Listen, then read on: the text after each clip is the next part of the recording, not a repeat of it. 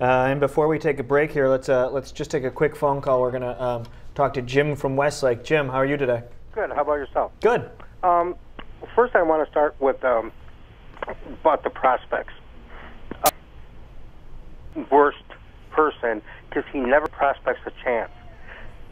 If they would come up like Brandon Phillips and he didn't perform, I think he should have kept him in there for the whole year and not just send him down and send that bad taste in the player's mouth. I think an even more recent example of that is Matt Laporta, who, when the Indians were struggling last year, the Indians had no reason not to call up Laporta and see if he could play left field and first base. They did call him up, and he didn't play.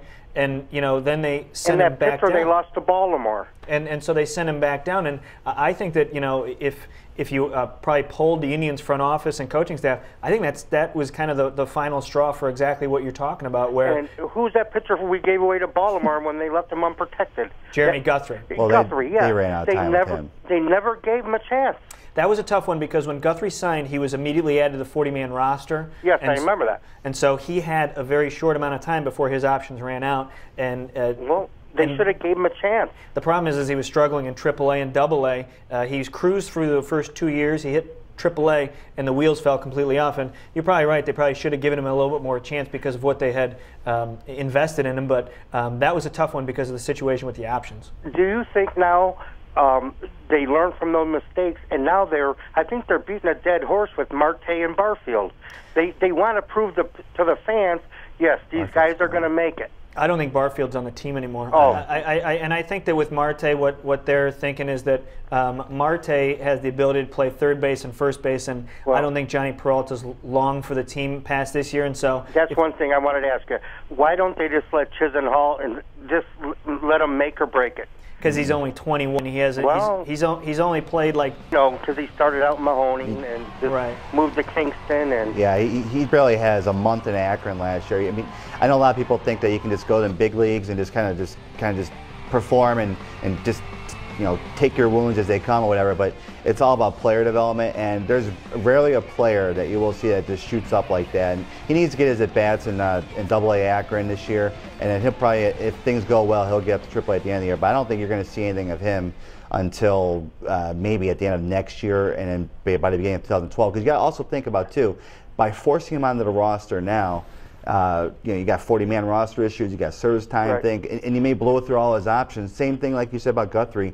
If you force a guy onto the roster too soon, you end up spending 3 years of him going up and down. Then when his option clock runs out, you're kind of left with that situation you have with Guthrie. And the thing about Guthrie, though, is if you have him on a team in 07, then Fausto Carmona is not your starting pitcher. So now, that's one of those things where you didn't have a spot for him. Why do you think when we traded Lee and they wanted Drabek, and I'm not saying Drabek, he's going to make it, because prospects are prospects, you know. Why was it so easy for Toronto, and they got better prospects than what we got for Lee, and I know Halliday's better, his numbers are there, but Lee is like 84 and 40-something in his career. He had that one bump in the road, but if you look at all his years, he's like 18 and 5, 14 and 8. I mean, he's right up there in the top 10 in Major League Baseball on consistency of wins, innings pitched, and he really only got hurt that one time. I think the Lee deal is interesting from a couple different aspects. First, if you're talking about who they got for him, Carlos Carrasco is actually not that much older than Kyle Drabek and has been exposed a little bit more. That's not to say that Carrasco is better than Drabek or Drabek is better than Carrasco, but I think what they did is what Tony and I talked about a little earlier, where rather than taking, let's say, Kyle Drabek and Michael Taylor and hoping that both of those guys pan out, what they did is they took more guys and they spread the risk out over a couple more guys. I can't say that that's the more prudent path to take, but that's probably what they did. In terms of what Lee was able to get, I find it fascinating that the Phillies could have gone for another year with Cliff Lee in their rotation and decided to trade him to the Seattle Mariners, essentially to shore up the farm system that they decimated in the Lee and Halliday deal. So it's interesting to me that as highly regarded and as well as Lee pitched, he's now been traded twice in 6 months. I understand it, but I didn't see the Phillies aspect because that would have almost guaranteed him back into the World Series. Right, and no question. And what they got for him is a guy who's probably going to be in Double-A or Triple-A, a reliever, and then a bunch of low-level guys. Which, you know, if you look at that apples to apples against what the Indians got for him, you wonder, first of all, why isn't Lee, you know, the Indians got a better deal. Right. Why isn't he garnering more on the trade market? But, you know, now you have something definitively out there that says, okay, the Indians traded Lee to the Phillies for this basket of prospects. The Phillies traded to Seattle for this basket of prospects. In 2 years, let's look at to see how those two things compare, because you really can compare apples to apples there. Yeah. And one thing I want to add, because I never understood this, because at the time I never heard it. I mean, I read about the guy in the Sporting News and stuff. Is how do the Indians get Santana for Casey Blake? That's a good question. He was one of their top 3 prospects, and I love Casey Blake. If you talk about consistency in the field and at the bat, that's it. You know you're getting 18 to 22 homers, 80-plus ribs, a decent fielder, and he can play 4 or 5 positions. And how do you nab a great receiver, especially catchers? Catchers are prime. People love good catchers. Right. And Martinez is a great aspect of, you know, we were lucky to have 2 great catchers in our farm, you know, in our on our team in the last, you know, 20-plus years, with Martinez and Alomar, which, you know, hitting and defense. But I just couldn't, that's one thing I couldn't understand. I never think a guy like that could bring a top prospect. Well, yeah, I was going to say, in this rough season, think about the good things. So think about how we were able to get Santana for Blake. Well, and also, too, the thing with Santana, he was only like a 20. Well, going into that year, he was like the 25th guy. Yes. And the reason why, and my earpiece is having trouble, but the reason why they got Santana, he was a high A catcher. You know, there's still a lot of unknown there. And but he wasn't hitting exactly skills were proven amazing. yet. People were kind of questioning, you know, okay, this guy for real, he playing in an offensive-oriented California league. I mean, his numbers were ridiculous. He led that league and missed like the last 6 weeks of the season. He finished like in the top 2 in almost every category. He actually won the MVP that year.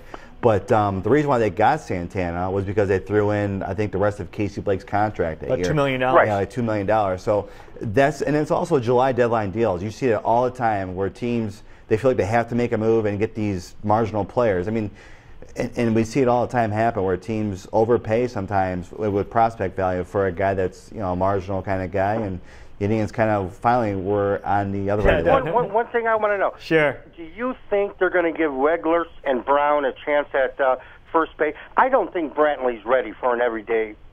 You know, I liked what I saw in him, but I just don't like the left fielders that have no pop, and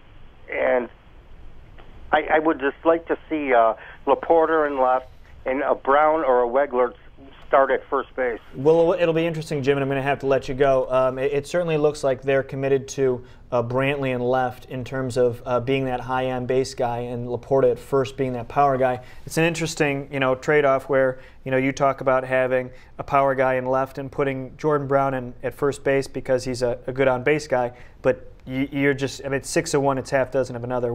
I'd prefer to have Brantley with his speed and his youth out in left field, Laporta at first base, rather than pulling Laporta out to left field and putting a guy like Jordan Brown at first base. Yeah, what did he say? I didn't catch it in my ear. He was just asking if Jordan Brown or Nick Wegler would project as the first baseman and moving Laporta out to left instead of having Brantley be the left fielder.